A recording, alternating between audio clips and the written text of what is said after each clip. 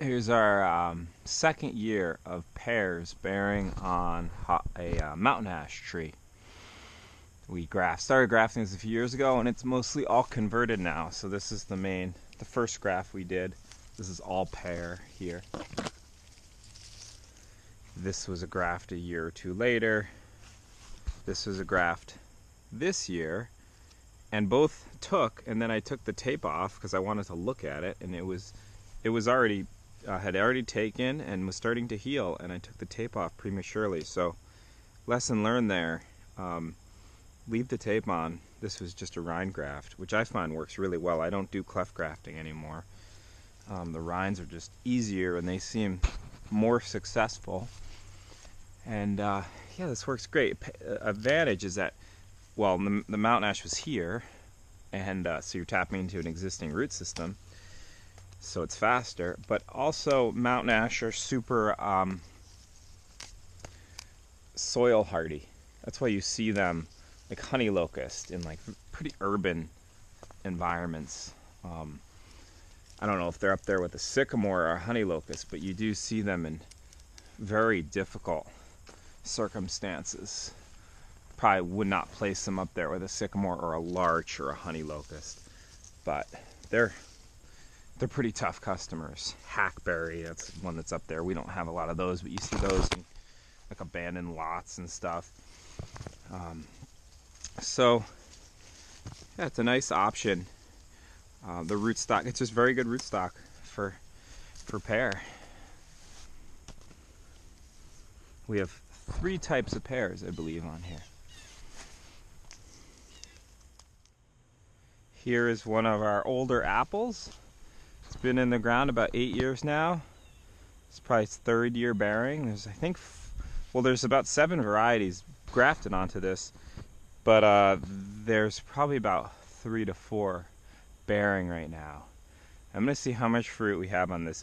They're pretty much ready to be harvested, all the varieties right now. I did put varieties that helped lengthen the growing season, but all the ones that seem to be bearing right now are all ripe right now.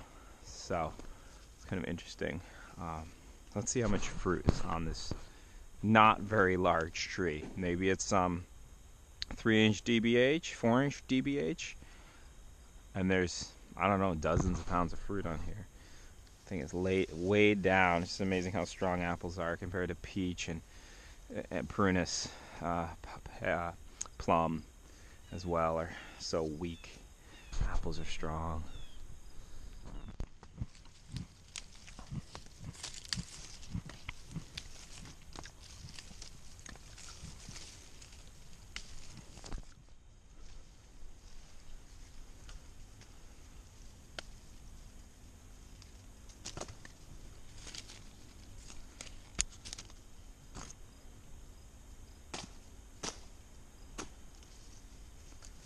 Ooh, these are nice.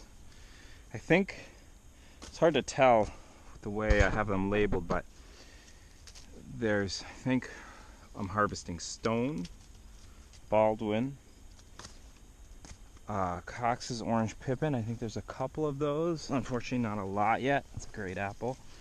I think there's a Liberty on here, Wolf River, Prairie Spy or Northern Spy.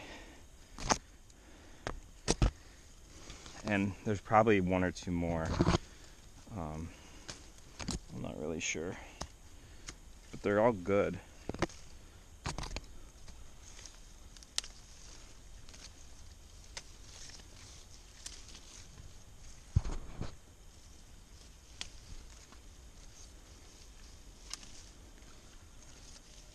Really need to get a big fruit basket that you can carry while you're climbing. Oh, I don't need to get an orchard ladder because I like climbing the trees.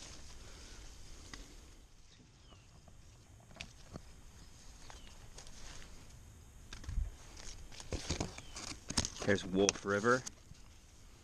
Really big, beautiful apple. Nice dessert apple as far as I know. It's not a great keeper, I don't think. I mainly try to grow keepers. because it's pretty easy to have tons of apples right now. You can just walk down the roads and pick them.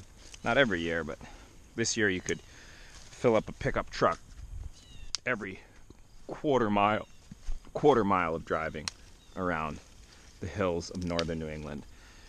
It's amazing because if you go to the Hudson Valley, the apples all look like crap. These have not been sprayed with anything. There's nothing. Well, there's a good example. That's like the worst one I've picked, but you can see these. They're not mostly necessarily market quality, but I don't care. They're plenty good to eat. They're 90%, 75 to 99% perfect. There's not even really much scab on them. Not that that's not fine to eat. But we don't live near commercial apple orchards here in the hills of Vermont. At least this part of Vermont. In the Champlain Valley, you do Hudson Valley. And that's the disadvantage of being around places where other people commercially grow what you grow. So that's one huge advantage for growing food that no one else is really growing around you, especially at commercial scale, is you have so many less pests because they get out of hand and the system becomes very imbalanced when we grow things at industrial scales. And it's really interesting. A friend of mine, Lee Reich, who's an amazing horticulturist, tells everyone, well, if there's one fruit I wouldn't recommend trying to grow if you're new to growing food or fruit, it's apple. And when he told me that, I laughed. I said that's the exact opposite I tell all my clients. I say, if there's one large fruit to try and you'll succeed around here, it's apples and pears. Pears will take longer usually, but they dry much better in my opinion, so they keep better. Although you can keep things not dried, but drying is a great way to keep fruit. And berries are the easiest thing, but as far as large fruits, we don't live in a good climate for large fruits.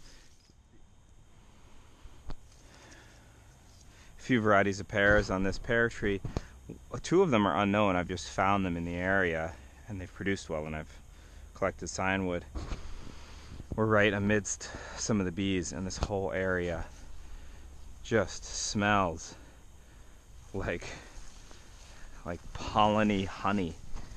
It's not even like honey, but just almost like something sweeter, something more aromatic than honey. They're evaporating the water off of their honey stores right now like crazy.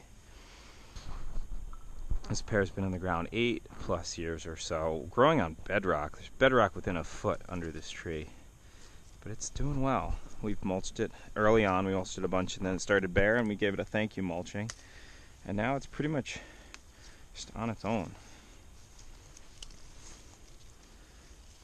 I didn't thin this at all. I think some of these would be a bit bigger if I did. Big fruit's nice. It's just much easier to process. At some point, you're going to have so much fruit that, you know, the bottleneck with all this is the processing. Once you really get everything producing, large fruit's much easier to process. Tomatoes as well. Cherry tomatoes, they're very reliable for us. It's a lot of work to process them. Got to cut this black locust down. See the south of here. It's been cut a bunch, but it's starting to shade this out. Give it a year or two without checking it, and you know, they start to take over. But we check it and we cut them down, and then they die and they feed the soil. It's been very worthwhile planting on.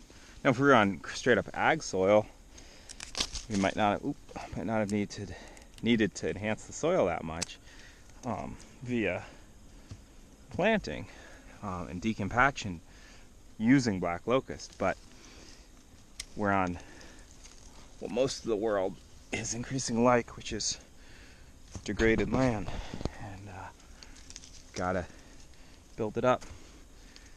Building it up with plants is a great way to do it. I can climb like 15 feet up in this pear now. This is also about 8 years old. So one advantage of the comfrey is it makes a nice place for the fruit to land. It hides it from you, but at least it's a soft landing. These are all going to get dried. I'm going to let them ripen a little more and then slice them and dry them over the wood stove. Wait for a cool night. I really like drying above a wood stove. Plug-in dehydrators, I once owned one. They seem incredibly wasteful, turning kilowatts into food. Not a good trade, and they take forever. Wood stove, and they're not multifunctional at all, getting one yield. So some nice pears out here. Some of these are a little cracked, but they don't seem like, they seem still edible. I didn't thin these at all. I just kind of leave pears alone. I don't really prune them.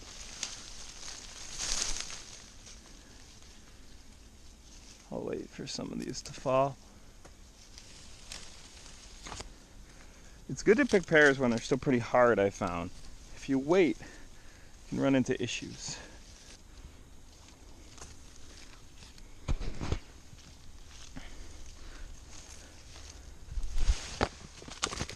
Ow. Sometimes they get you in the head. Oh.